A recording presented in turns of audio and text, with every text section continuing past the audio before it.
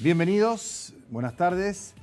Aquí estamos compartiendo esta emisión de Los Días Contados. Estábamos pensando, ¿no? Y la semana que viene, cuando volvamos a estar aquí, un lunes, ya será diciembre. Y estaremos ya en el mes final del año del gobierno de Mauricio Macri, que dicho sea de paso, y hoy se cumplen 105 años de la teoría de la relatividad, ¿no? Y usted dirá, ¿qué tendrá que ver Einstein con Macri? La verdad que nada. No creo que tenga nada, como en algún momento tenía algo de Mandela, una vincha tenía, ¿no? Un llavero. No tiene nada de Einstein, pero digo lo de la relatividad del tiempo, ¿no? Porque hemos transitado 4 años sin segundo semestre, ¿no? Porque salvo que alguno de ustedes me cuente que ha visto los brotes verdes, que se ha derrotado a la inflación, que era lo más fácil de todo, y que al gobierno se lo mide por el logro o el éxito precisamente en ese sentido y que es una cuestión sencilla, podemos decir que va a terminar el 4º año de gestión y definitivamente el lapso constitucional de Mauricio Macri sin el segundo semestre.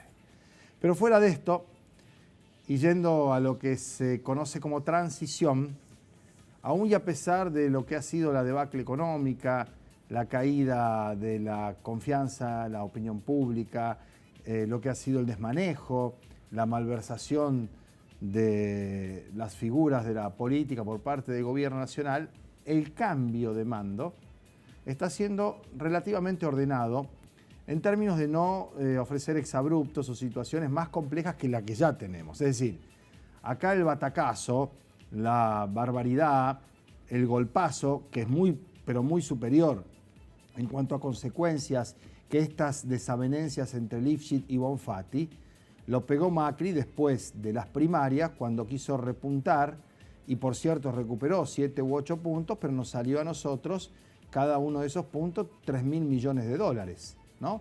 Digo, el día que se enojó, soltó el dólar, dejó que trepara, que hubiera una nueva devaluación y que fuera la finalización de una serie de desatinos que llevaron puesta a cantidad de empresas, trabajadores, emprendimientos, ilusiones, programas, proyectos. Esa fue la transición. Porque claro, cuando se concreta la primera vuelta y se termina la historia, ya no había más nada por hacer para tratar de evitar lo inevitable y lo que quedaba era mínimamente ensayar una salida ordenada, que es lo que está intentando hacer ahora el presidente y no lo consigue tampoco, porque lo que ha ocurrido, por ejemplo, con el tema del protocolo del aborto y la eyección del secretario de Salud Pública, que dicho sea de paso, no es para lamentarlo en términos de la pérdida de lo que supone para un ministerio o una secretaría de salud.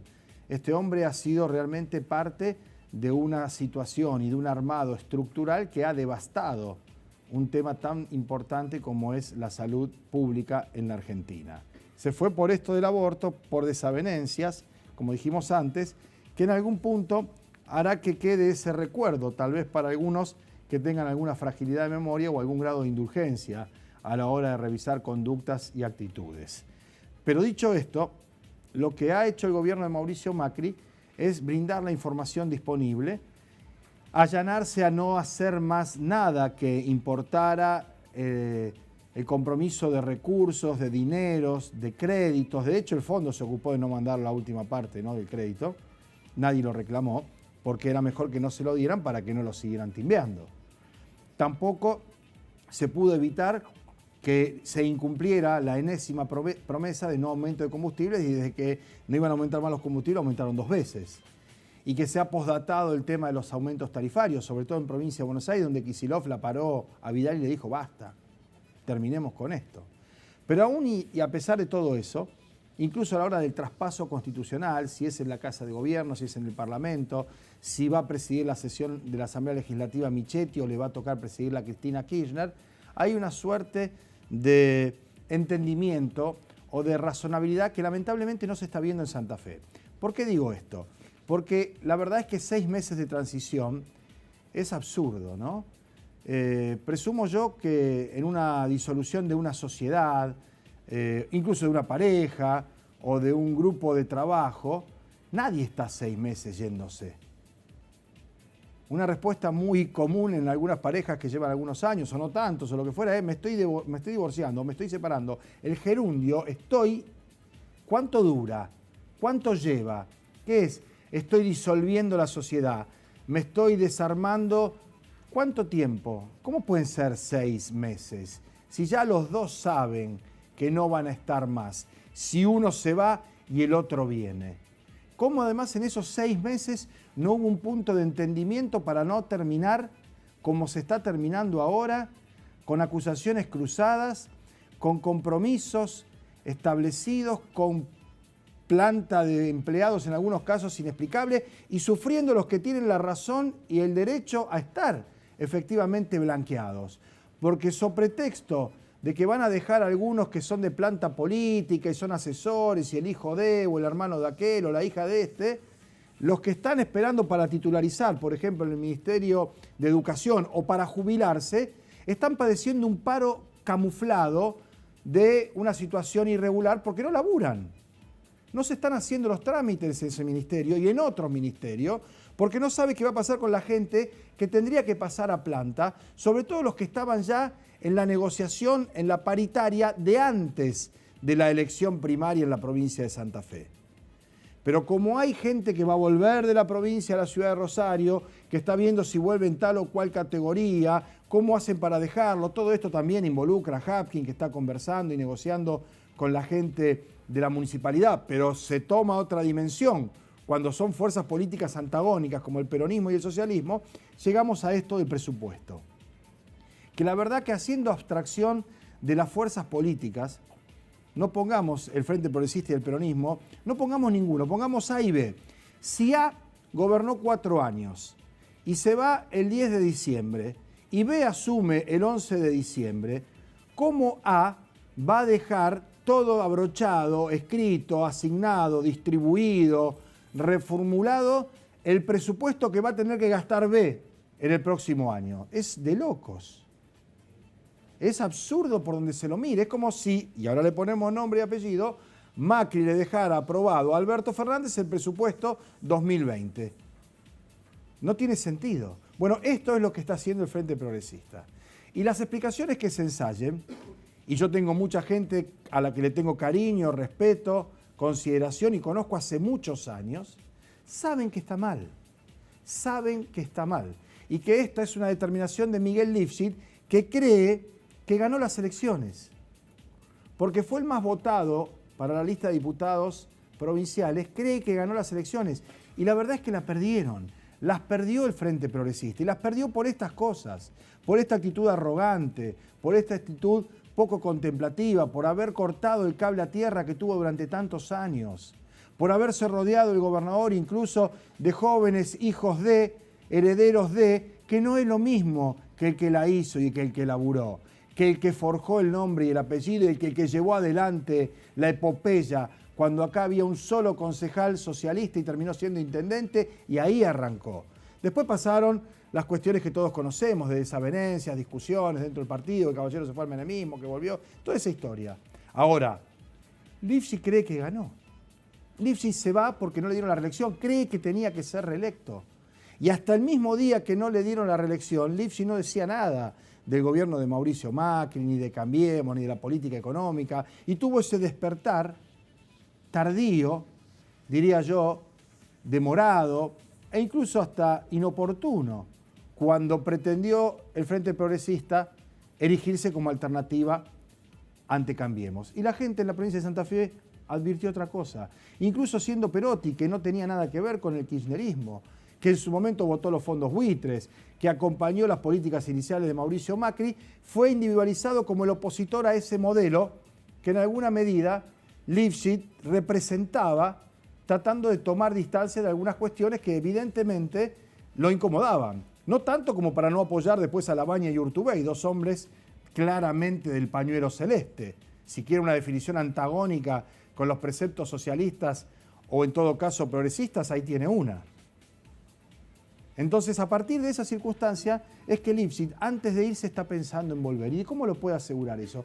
Entre otras cosas, en algún punto, condicionando el primer año de gestión de Omar Perotti. Y a la vez Perotti quiere que Lifschit se vaya de la peor manera posible.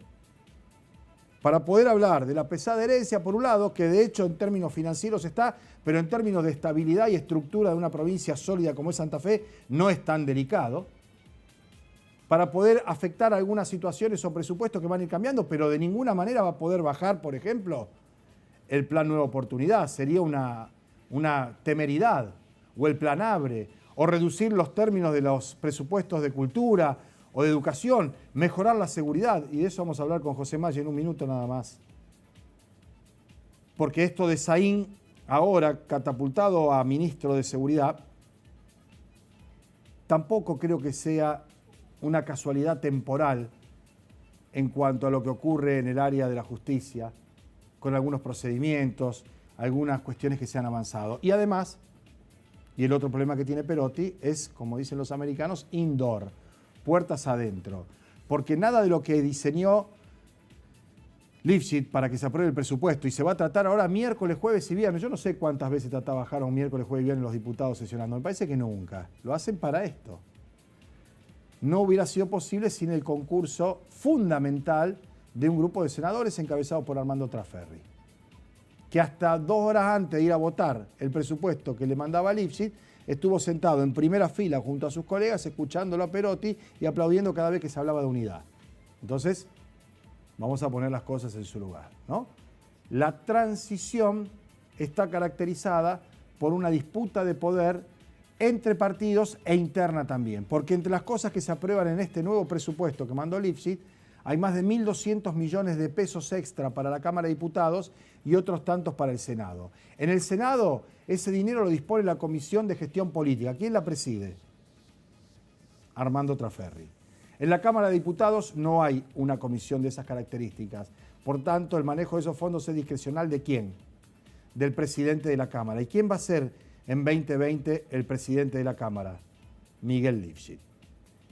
Las cosas van tomando alguna forma y uno se va dando cuenta. Me pregunto, los sectores del Frente Progresista, que se sienten tales, progresistas, que no han sido de ninguna manera ni contenidos, ni contemplados, incluso hasta maltratados por el propio Miguel Lifshitz, si sus legisladores, sus representantes, van a ir a levantar la mano el próximo miércoles o jueves para que se apruebe ese proyecto. Nos vamos a la pausa. Cuando volvamos, el otro tema importante de la jornada está relacionado con las causas que se han tramitado en tribunales, la causa que se ha tramitado en tribunales el fin de semana, que terminó con la imputación de altos jefes policiales de la provincia de Santa Fe y con la mención, cuanto menos en las audiencias, de algunas de las personalidades de la política santafesina. Ya venimos.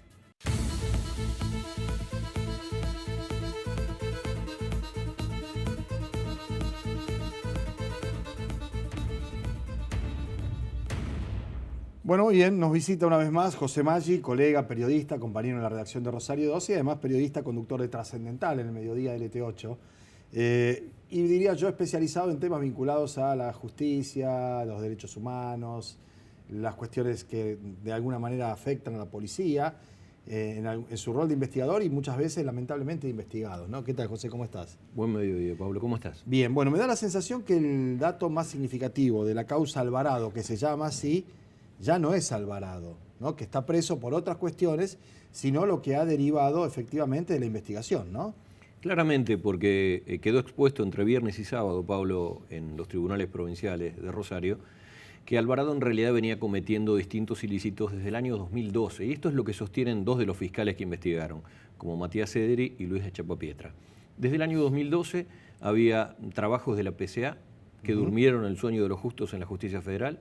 En el 2013, alguien de la estructura de investigación de la Policía Provincial, como Gustavo Pereira, a las órdenes de Ana Biglione, empezó en la Secretaría de Delitos Complejos a pasar información de narcos y pasó información de Alvarado y pasó información de 3 terrenos en Puerto Roldán que les había dado, regalado a 3 policías, a Di Franco y entre otros a Javier Macat. Ya desde el 2013 estaba esta información, pero Bien. Alvarado logró el permiso. Bien, primera dirección. Hablamos de Ana Biglione, que también está sumariada, creo, o está investigada. Un delito, claro, justamente por Bien. incumplimiento. Y antes de eso hablaste de la PCA. La PCA era en su momento conducida por Marcelo Saín. Marcelo Saín. Tengamos presente este nombre porque vamos a volver sobre Saín en un rato nada más, ¿no? La Policía de Seguridad Aeroportuaria es la fuerza federal más nueva, nada comprometida con la dictadura, la creó Néstor Kirchner, obviamente con Saín, y allí se la ha usado para muchas actividades. ¿Recordás cuando publicábamos en Rosario 12 en página la nota sobre Tonioli y la investigación fue de la PCA? La PCA, por supuesto. Justamente. Ahora bien, hubo muchos datos y a pesar de eso, Alvarado nunca fue seriamente investigado. Cuando se crea esta agencia, con Eder y Echapopietra a la cabeza, para analizar delitos complejos en Rosario, se piden todas las causas y las investigaciones y los informes de distintas fuerzas federales.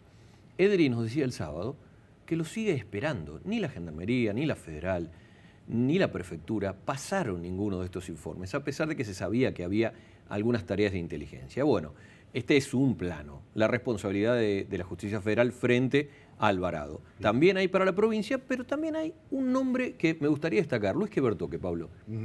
Brigadas Judiciales será, junto con el juez comisario, el encargado, junto con Cristian Romero, de llevar adelante las tareas de calle para desarticular la banda de los monos. Quebertoque estaba sentado el viernes allí, acusado de haber, entre otras cosas, compartido bienes con el propio Alvarado, ¿no? Hay un caballo de carrera que se llama Cascarudo.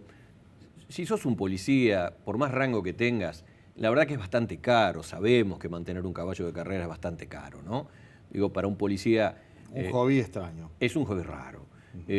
Al igual que uno puede pensar del mismo Javier Macat, que fue encontrado viviendo, después de haber sido donado del terror en Puerto Roldán, vivía en los condominios del Alto. Él argumenta que su esposa le va muy bien en la carrera profesional y que por eso puede tener estos bienes, pero ninguno de los fiscales le creyeron y va a estar preso hasta que se haga el juicio de Alvarado. Hay otro policía que se llama Di Franco.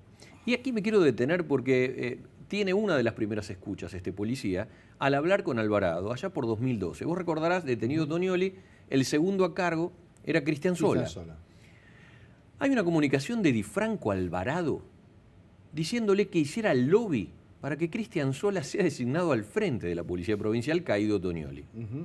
Que era el número 2 en ese entonces y ascendió unos pocos meses. Exactamente, después de unos meses. Y aparece el nombre de Lamberto, que sé que Lamberto dijo que no ha tenido nada que ver esa situación.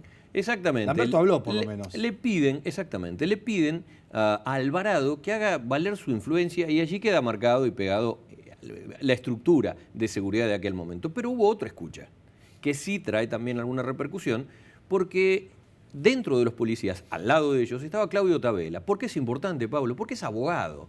Muchas veces, incluso en algún otro momento de la historia reciente, en las pirámides de responsabilidades se ponía a la cabeza un letrado muy conocido de la ciudad en la banda de los monos, pero nunca lo llevaron al banquillo.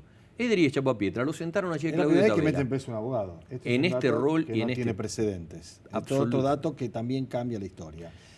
¿Qué juega o cómo juega? Porque Alvarado también en otra grabación menciona a la jueza Rodenas cuando era jueza. ¿Es esto que estás diciendo? Esto que estoy diciendo. Pero en realidad ya estaba en enero de este año con Alvarado prófugo, ya había declinado su magistratura. Lo que deja... Ya era diputada electa. Claro. Diputada en funciones, no electa. Lo que deja traslucir esa comunicación que algunos quieren ver es cierta cercanía, porque le dice Alvarado a Tabela, decile a Rodenas que nos dé una mano o que me dé una mano. Él estaba prófugo. Después lo detienen en febrero en un procedimiento más que notable, Maximiliano Bertolotti, el jefe de las TOE, tirándose al agua. Sí, rescatando el celular. De ahí sacan los mensajes. Le preguntábamos al final de la audiencia a Matías Ederi si había algo sobre la actual vicegobernadora electa. Sí. Había existido una causa en donde se sospechaba una propiedad en la isla. No hay nada, absolutamente nada. De todas maneras, las dos escuchas hicieron traer sobre sí, bueno, alguna sospecha, ¿no? ¿Tuvo trámite en el juzgado de Rodén alguna de las causas de Alvarado? Tuvo trámite, por ejemplo, la causa de otro policía que estuvo sentado allí por enriquecimiento ilícito, Gustavo Spoletti. ¿Y cómo terminó eso? Cerrada. Spoletti es el que fue jefe en San Lorenzo. Sí, y ahora estaba en San Lorenzo. Fue jefe de drogas en Rosario. ¿Qué le imputan a Spoletti? Cuando se lo investiga por enriquecimiento, él tiene una casa en la calle Furlong, allí en Lomas de Fisherton, al 1100. ¿Cómo la construyó? Él argumentó que vendió otra casa. Sin embargo, fue fraguada esa operación. Él justificó eso con una casa que en realidad un organizador de la asociación ilícita que se llama Jorge Venegas, en nombre de Alvarado, le prestó y fraguaron una escritura. En los papeles estaba bien cerrar la causa, no había pruebas. Ahora, con algo de voluntad, como se puede ver, y 24 horas de trabajo, cabría preguntarse si todos los jueces del sistema conclusional, Pablo, y esto lo dejamos como una pregunta, trabajaron a destajo como trabajaron los fiscales. Claro, y si los fiscales de entonces también hicieron las cosas como debían hacerlo, en tanto y en cuanto esos policías siguieron durante mucho tiempo en funciones, cuando ya había situaciones que ameritaban cuanto menos ponerle una mayor atención a cuál era su trabajo y su despliegue, ¿no? La diferencia de hoy es que sabemos que en los organismos de investigaciones, en el organismo que lidera Saín, hay policías que no pasaron jamás por una comisaría, y eso para algunos es un plus grande. Y hay investigadores civiles, hay abogados, hay jóvenes, hay chicas y muchachos con muchas ganas de hacer las cosas bien y que no están embarrados, Pablo, en cualquier investigación policial, cosa que no en todos los estamentos no puede hacerse. No vas a poner al jefe de la STOE a un civil. No, por supuesto. Y Bertolotti es un funcionario de lujo, porque él metió preso a varios. Hay que destacarlo porque siempre se habla mal, realmente mal de la policía. Sí, claro. Ahora, es un hombre que tiene sobre sí las espaldas de haber ido a detener en persona con 2 de sus compañeros, nada más y nada menos que Alvarado, que venía de una década, de un pequeño ladrón de autos en 2008, cuando robó su primer 147 en Maipú y Cochabamba, a ser el hombre sin rostro y sin ser nombrado en ninguna investigación. El poderío de Alvarado, que llegaba a hacer lobby para poner un jefe policial, fue justamente ser el hombre invisible. Ahora, ¿cómo sigue esto, José? Porque ha sido muy impactante las imputaciones, los 2 días que estuviste ahí 7 u 8 horas cada jornada, en donde aparece el tema de los policías, se menciona algunos funcionarios o exfuncionarios. ¿Y ahora cómo sigue esto? ¿Cuál es el curso normal de los acontecimientos? Hay una tercera oleada de imputativas para quienes eran los trabajadores de la calle, ¿no? La mano de obra, los soldados de esta organización, en muchos casos tiratiros, en otros apretadores. En definitiva, Alvarado había montado una organización tan aceitada que llegó a meter información en la fiscalía de la mano de un policía que se llama Pablo Báncora para ligar a la banda de los monos con, por ejemplo, una balacera en Rioja y Juan Manuel de Rosas, una funcionaria fiscal. Digo, sigue con nuevas imputativas a gente que es segunda línea. Bien. Pero se va a revisar la situación de Tabela el 10 de diciembre y se va a revisar justamente algunas otras escuchas, porque las escuchas vienen de hace mucho tiempo. Preso por ladrón de autos, tenía sus teléfonos pinchados, Alvarado, por el fiscal Patricio Ferrari de San Isidro. Esa base de CD fue la base de la investigación para extender, por lo menos desde junio de 2012, la organización delictiva. Y después la otra. Mientras los judiciales, los de las brigades judiciales, Lotito, Ramonda, Quebertoque, Romero, montaban toda la escenificación para perseguir a los monos, tenían sus celulares pinchados por la justicia federal. Y esas llamadas también sirven para cotejar qué decía cada uno. Y allí Quebertoque aparece con cercanía y llegada a Alvarado. Lo curioso es que Quebertoque está en el programa de protección de testigos porque dice que lo quieren matar. Para muchos los que lo quieren matar son los mismos que lo señalaron como haber organizado desmantelar a su banda, que son los canteros, y venderle la investigación por 500.000 pesos. Algo que los canteros dicen que no aceptaron. Bien, hablamos de Saín en el comienzo, ¿no? Sí. Con la PCA. Saín será probablemente el ministro de Seguridad de la provincia de Santa Fe. Eso es lo que dicen, no lo ha confirmado todavía el gobernador, como lo sabés claramente. Lo confirmado Richardino. Exactamente, Leo Richardino como su vocero. Sí, sí. En definitiva, vamos a ver, va a tener que lidiar Saín con varios frentes. Entre otros, está lidiando, porque está objetándolo públicamente a Patricio Serjal, el fiscal regional de Rosario. Allí va a haber una disputa interesante. Hoy en una radio rosarina hablaba de algunos peronistas prohijados por el socialismo que ahora él pretende investigar, no hizo nombres, fue muy astuto, pero todos saben de quién se habla, ¿no?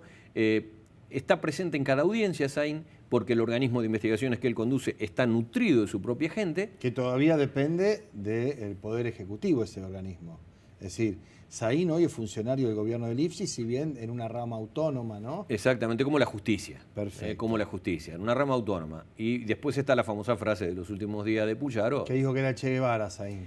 Saín dijo que prefería ser ligado con Fidel. Lo dijo del Che Guevara porque los demás no son progresistas, ¿no? Está bien que esto lo dice Puyaro ahora que está aliado con el PRO prácticamente, pero más allá de eso, Saín le contestó. Saín le contestó, dijo que preferían ligarlo que lo liguen con Fidel. Él se sentía más identificado con Fidel Castro. Uy, van a cobrar por eso también Saín. Me parece que está bien, se lo aguanta. De todas maneras, es el autor de la frase el principal cártel de droga en Santa Fe es la policía. Lo dijo hace unos años, sí, sí. Y no se desdijo hoy cuando se lo volvieron a preguntar. Con lo cual, si agarra el Ministerio de Seguridad, Pablo, si toma, se sienta allí, me parece que va a tener muchísimo trabajo. Muchísimas gracias por venir, José. Gracias por invitarme. Amable, ¿eh? A ustedes también, hasta aquí hemos llegado. Les agradecemos haber compartido este rato. Volvemos mañana, como siempre, después de las 2 de la tarde. Hasta entonces.